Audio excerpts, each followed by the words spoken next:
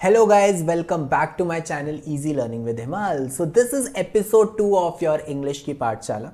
तो जिसको नहीं पता इंग्लिश की पाठशाला क्या है, तो गाइज ये एक ग्रामर सीरीज़ है जिसमें हम छोटे छोटे एपिसोड्स करते हैं, शॉर्ट एपिसोड्स करते हैं और हम मंडे वेडनेसडे फ्राइडे 7 बजे एक न्यू ग्रामर का टॉपिक सीखते हैं. तो अगर आप अपनी ग्रामर इंप्रूव करना चाहते हो, इंग्लिश इंप्रूव करना चाहते हो, तो आप ये एपिसोड ज़रूर देखो. बहुत इंपॉर्टेंट कॉन्सेप्ट्स हम इसमें डिस्कस करते हैं. एपिसोड 1 मंडे को ऑलरेडी आ चुका था, तो अगर वो एपिसोड नहीं देखा है तो इंग्लिश की पाठशाला का लिंक जो है वो डिस्क्रिप्शन बॉक्स में है, प्लेलिस्ट बन चुकी है, वहाँ पे आप पिछला एपिसोड देख सकते हो.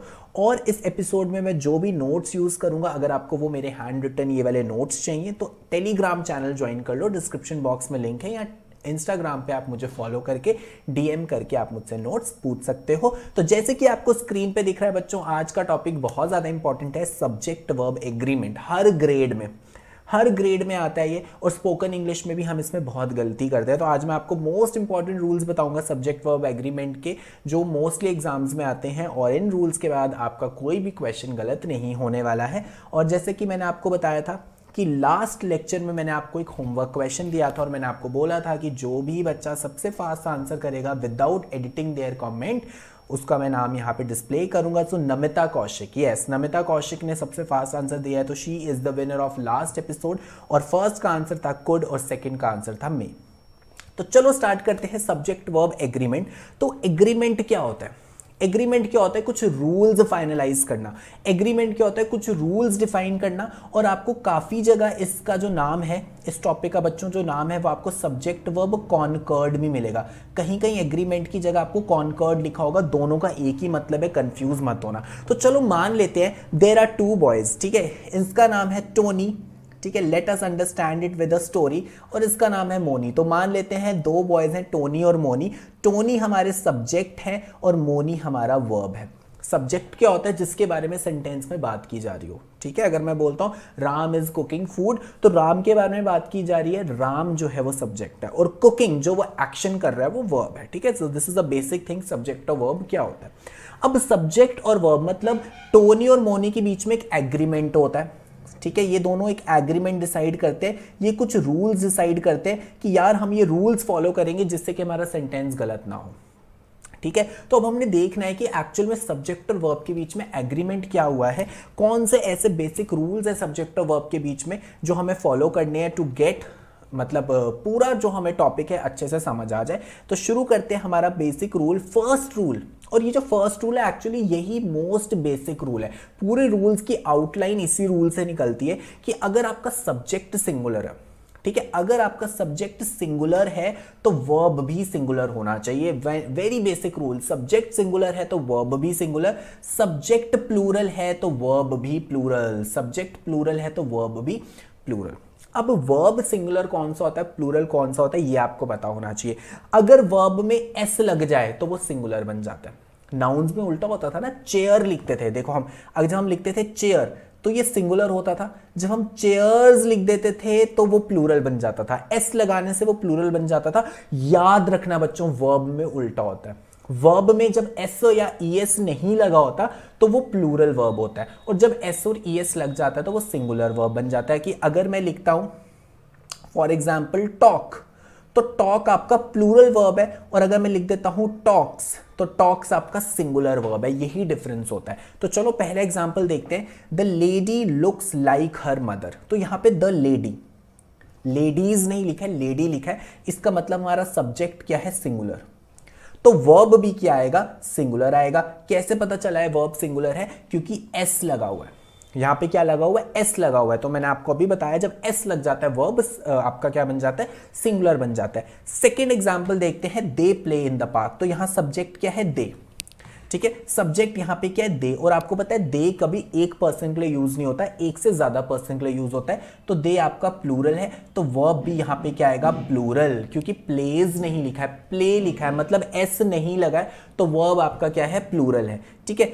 सेकेंड रूल देखते हैं. सेकेंड रूल कहते हैं अगर कोई सिंगुलर सब्जेक्ट है, सब्जेक्ट सिंगुलर है बट उसके साथ ये वाले वर्ड्स लगे, याद रखना एग्जाम में इस पे बहुत बार क्वेश्चंस आते हैं, आप कंफ्यूज होते हो, तो इस रूल को अच्छे से समझ लो. अगर वहां पे लिखा होता है as well as, Ram as well as, singular subject के साथ, या along with, Geeta along with, ठीक है, besides Mohan, in addition to, my dad in addition to, मतलब आगे कुछ भी हो सकता है, वो मैं आपको एग्जाम्पल बताऊंगा। बट याद रखना कि अगर सिंगुलर सब्जेक्ट के साथ ये सारी चीजें लग जाएंगी, एज वेल एज आगे कुछ और लिखा हुआ है, along with, besides, in addition to, उससे सब्जेक्ट आपका प्लूरल नहीं बनता। बहुत बच्चे गलती कर देते हैं, उनको लगता है ये चीज लग गई है तो वो प्लूरल सब्जेक्ट बन गया। नहीं, सब्जेक्ट अभी भी सिंगुलर रहता है, तो इसके साथ सिंगुलर वर्ब ही आता है। अभी एग्जाम्पल बताऊंगा, सब क्लियर हो जाएगा, बट पहले रूल समझ लो कि अगर सिंगुलर सब्जेक्ट के साथ एज वेल एज लगा है, अलॉन्ग विद लगा है, बिसाइड्स लगा है, इन एडिशन टू लगा है, तो आपका जो वर्ब है वो भी सिंगुलर होगा। सो इसका एग्जाम्पल देखते हैं, Ram along with his friend। अब देखो प्लूरल नहीं बन गया सब्जेक्ट, क्या बोलो, राम भी आ गया, फ्रेंड भी आ गया, प्लूरल बन गया? नो, अभी भी सब्जेक्ट जो है वो राम ही है, अभी भी सब्जेक्ट हमारा राम ही है, अभी भी हमारा सिंगुलर सब्जेक्ट भी है, along with his लगाकर हमारा प्लूरल नहीं बना। तो देखो मैंने वर नहीं लगाया, वॉज लगाया, वॉज भी आपका क्या है, सिंगुलर है, वॉज भी क्या होता है, singular. So Ram along with his friend was expected shortly, were expected shortly नहीं आएगा, was expected shortly आएगा। नेक्स्ट देखो, रेखा as well as her mother, तो देखो रेखा ये भी सिंगुलर है। अब यहाँ पे as well as लग गया है, बट या एज वेल हर यहां पे लग गया, बट वो प्लूरल नहीं बना सब्जेक्ट, वो अभी भी सिंगुलर ही रहेगा। As well as mother is watching TV, देखो मैंने आर नहीं लगाया, रेखा और उसकी मदर दोनों टीवी देख रही हैं, बट सब्जेक्ट हमारा रेखा ही है। यही गलती हो जाती है कि हमें लगता है भाई सब्जेक्ट प्लूरल बन गया कि उसकी मदर भी हो गई, रेखा भी हो गई, बट नहीं, एज वेल एज लगाने से सब्जेक्ट चेंज नहीं होता, सब्जेक्ट अभी भी रेखा ही है, सिंगल पर्सन ही है, तो इसलिए हमने इज लगाया। ठीक है, अगला इंपॉर्टेंट रूल देखते हैं, रूल 3। इस पे भी बहुत क्वेश्चंस आते हैं कलेक्टिव नाउन पर। अगर मैं कलेक्टिव नाउन की बात करूं तो कलेक्टिव नाउन क्या होता है, group of people, group of things, ठीक है, बंडल ऑफ थिंग्स। ठीक है, कलेक्टिव नाउन का बच्चों मतलब होता है सिंगल यूनिट। हम सब लोगों को एक ग्रुप की तरह मानते हैं, एक सिंगल यूनिट की तरह मानते हैं, दैट इज और कलेक्टिव नाउन। तो collective noun mean single unit, मतलब सिंगुलर। हमेशा कलेक्टिव नाउन के साथ हम सिंगुलर वर्ब यूज करते हैं। एग्जाम्पल बताता हूं, माई family is facing problems, even though family में काफी लोग हैं, family is made up of more than one member, एक मेंबर की कभी फैमिली नहीं होती, एटलीस्ट 2 लोग होने चाहिए तब हम एक बोलते हैं वो फैमिली है। तो अभी ये जो फैमिली है उसको एक यूनिट की तरह ट्रीट किया गया है, it is a collective noun, तो उसके साथ सिंगुलर वर्ब आएगा। My family are facing problems नहीं आएगा, my family is facing problems आएगा। फिर देखो, the club has overcome its issues. Again अगर मैं क्लब की बात करूं, क्लब में एक अकेला पर्सन का कोई क्लब नहीं होता, क्लब होता है जब काफी लोग मिलकर, सोसाइटी के लोग मिलकर एक क्लब बनाते हैं। तो अब क्लब है, ये भी कलेक्टिव नाउन है, तो इसके साथ भी सिंगुलर वर्ब आएगा, तो इसलिए हैव नहीं आया, हैज आया। ठीक है, तो कलेक्टिव नाउन के साथ भी आपका सिंगुलर वर्ब आता है। अगला रूल देखते हैं, ठीक है, let's watch next rule, uncountable noun. अब देखो, जिनको हम काउंट ही नहीं कर सकते तो उसके साथ हम प्लूरल नहीं यूज कर सकते। अनकाउंटेबल नाउन्स के साथ भी हमेशा सिंगुलर वर्ब आता है। जब भी अनकाउंटेबल नाउन्स हैं, ऐसे नाउन्स जिनको काउंट नहीं किया जा सकता, उसके साथ भी सिंगुलर वर्ब आता है। एग्जाम्पल से देखो, education is the key to success. Education, you can not count education. Number, count का मतलब नंबर में काउंट नहीं कर सकते कि तुम्हारी एजुकेशन 80 है, मेरी एजुकेशन 55 है, या उसकी एजुकेशन 26 है, कभी हम एजुकेशन को काउंट नहीं करते। ठीक है, तो एजुकेशन क्या है, आपका अनकाउंटेबल नाउन है, तो इसके साथ सिंगुलर वर्ब आएगा। Education are the key to success नहीं होगा, education is the key to success होगा। अगला देखते हैं, डायबिटीज। डायबिटीज को आप मेजर करते हो, मेजर करना एक अलग है, डायबिटीज का एक अलग स्केल होता है, बट काउंट नहीं करते, नंबर्स में हम कभी उसको काउंट नहीं करते। ठीक है, ये डिजीज है, डिजीज को कभी नंबर्स में काउंट नहीं किया जा सकता। फीवर, ठीक है, फीवर का एक मेजर है, एक यूनिट है डिग्री सेल्सियस। ठीक है, बट जब मैं काउंटिंग की बात करता हूं तो नंबर्स की बात करता हूं, फिर कोई भी यूनिट नहीं आता। ये मत कंफ्यूज होना कि हम डायबिटीज को मेजर करते हैं, उसका एक पर्टिकुलर यूनिट है। काउंटिंग मतलब नंबर, कि 4 फीवर, 4 फीवर हम कभी नहीं बोलते ना। 4 फीवर का क्या मतलब है कि फीवर की क्वांटिटी 4 है।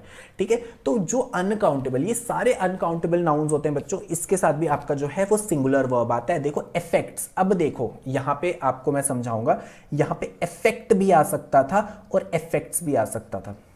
तो हमने क्या देखा, हमने देखा जो डायबिटीज है वो अनकाउंटेबल नाउन है, अनकाउंटेबल नाउन के साथ हमने रूल पढ़ा है कि सिंगुलर वर्ब आएगा। तो आपको पता है जब वर्ब सिंगुलर हो जाता है तो उसके साथ एस लग जाता है, तो यहां पे इफेक्ट्स आएगा, सॉरी इफेक्ट नहीं आएगा। इफेक्ट क्या है, ये प्लूरल वर्ब है, इफेक्ट्स क्या है, ये सिंगुलर वर्ब है। सो नेक्स्ट बात करते हैं रूल नाउन जिसके दो पार्ट्स होते हैं। कुछ ऐसी चीज होती हैं जो हमेशा पेयर्स में होती है, लाइक पैंट्स, आई ग्लासेस हमेशा पेयर में होते हैं, सिजर्स हमेशा पेयर में होती हैं, तो उसके साथ हमेशा प्लूरल वर्ब आता है। Like my pants is in the drawer हम कभी नहीं बोलते, हम बोलते हैं my pants are in the drawer. Your eye glasses are in my bag, these scissors are no longer needed. ठीक है, तो जो चीजें पार्ट्स पे आती हैं, टू पार्ट्स में आती हैं, हमेशा पेयर में होती हैं, उसके साथ हमेशा सिंगुलर वर्ब यूज किया जाता है, हमेशा प्लूरल वर्ब यूज किया जाता है, सिंगुलर वर्ब यूज नहीं किया जाता। ठीक है, तो पैंट्स के साथ आर आएगा, इज नहीं आएगा, आई ग्लासेस के साथ भी आर आएगा, इज नहीं आएगा, सिजर्स के साथ भी आर आएगा, इज नहीं आएगा। नेक्स्ट वेरी इंपॉर्टेंट रूल, मैंने यहां पे स्टार मार्क इसलिए किया है क्योंकि सबसे इंपॉर्टेंट रूल है, सबसे ज्यादा कंफ्यूज होते हो एग्जाम में इस रूल के ऊपर, तो इसको ध्यान से समझना। जब भी आपको क्वेश्चन में दिखेगा ईदर और, आइदर नहीं बोलना है इसको, ईदर बोलना है, ईदर और या नीदर नॉर। ठीक है, ईदर और या नीदर नॉर, ये वाले अगर आपको वर्ड्स दिखते हैं तो आपको क्या करना है, बहुत एक अच्छा रूल बता रहा हूं, ध्यान से समझना। आपको देखना है वो नाउन और प्रोनाउन जो वर्ब के पास है, वर्ब के पास वाला नाउन देखना है। अगर वर्ब के पास वाला नाउन सिंगुलर है तो वर्ब भी सिंगुलर हो जाएगा, अगर वर्ब के पास वाला नाउन प्लूरल है तो वर्ब भी प्लूरल हो जाएगा। एग्जांपल से समझते हैं। अब देखो ये क्वेश्चन है, ईदर माय ब्रदर और माय सिस्टर्स, ईदर और वाला क्वेश्चन है। अब यहां पे वर्ब है वेट। वेट क्यों आया, वेट्स क्यों नहीं आया? Wait is a plural verb, क्योंकि एस नहीं लगा है तो प्लूरल वर्ब है। अब यहां पे प्लूरल वर्ब क्यों आया? क्योंकि यहां पे देखो दो नाउन है, एक है ब्रदर और एक है सिस्टर्स। वर्ब के पास वाला नाउन कौन सा है? सिस्टर्स। तो सिंस सिस्टर्स प्लूरल है तो वेट आ गया, प्लूरल वर्ब। अगला देखते हैं, neither the bears nor the lion has escaped from the zoo. अब नेक्स्ट क्वेश्चन यही आता है कि यहां पे हैज क्यों आया, हैव क्यों नहीं आया? क्यों हैज आया, हैव क्यों नहीं आया? क्योंकि इस वर्ब के पास क्या था, लायन ज्यादा पास था, बियर ज्यादा पास था। हम क्लियरली देख सकते हैं इस वर्ब के पास ज्यादा लायन है और लायन सिंगुलर है, इसलिए क्या आया, has. So these were some of the very important rules of subject verb agreement. ये रूल्स अगर आप समझ लोगे गाइज, आपका कोई भी क्वेश्चन एग्जाम में गलत नहीं होगा। और ये आपका होमवर्क क्वेश्चन है, जो सबसे पहले कमेंट सेक्शन में इसका आंसर लिखेगा विदाउट एडिटिंग, उसका नाम नेक्स्ट वीडियो में अनाउंस होगा। The jury dash not convinced, बताओ वॉज आएगा या वर आएगा? Either you or I should dash the lead, take आएगा या takes आएगा। So thank you guys for watching the episode 2 of English की पाठशाला। नोट्स चाहिए तो टेलीग्राम ग्रुप ज्वाइन कर लो, डिस्क्रिप्शन बॉक्स में लिंक है, या इंस्टाग्राम पे मुझे फॉलो कर लो। और अगर पहली बार मेरे चैनल पे आए हो तो यार चैनल को सब्सक्राइब कर लो, या अगर नहीं किया अभी तक तो please subscribe my channel easy learning with हिमाल। Press the bell icon also. Now we will meet on Friday 7 PM again to have our episode number 3.